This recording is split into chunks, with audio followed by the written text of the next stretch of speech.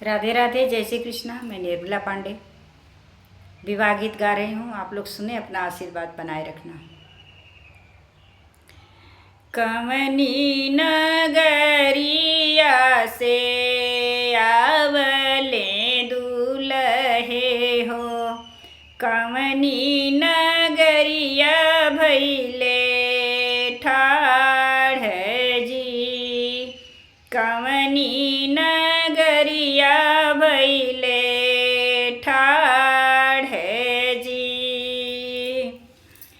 अवध नगरिया से आवले रामचंद्र, जनक नगरिया भैले ठाढ़ जी। अवध नगरिया से आवले दूल्हे राम, जनक नगरिया भैले ठाढ़ जी। घर में से निसरली मैया सुनए ना हो,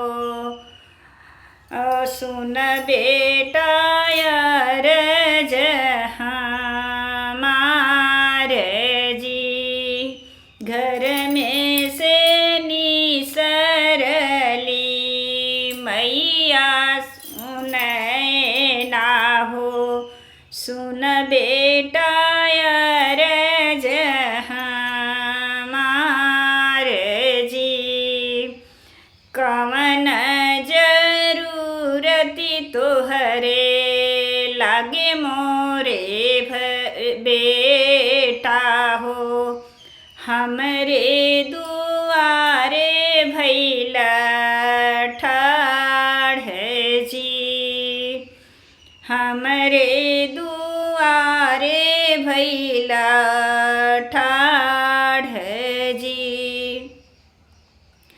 तोहरिया बेटी हो सीता चे बाटी सासू, ओ नहीं से रचबई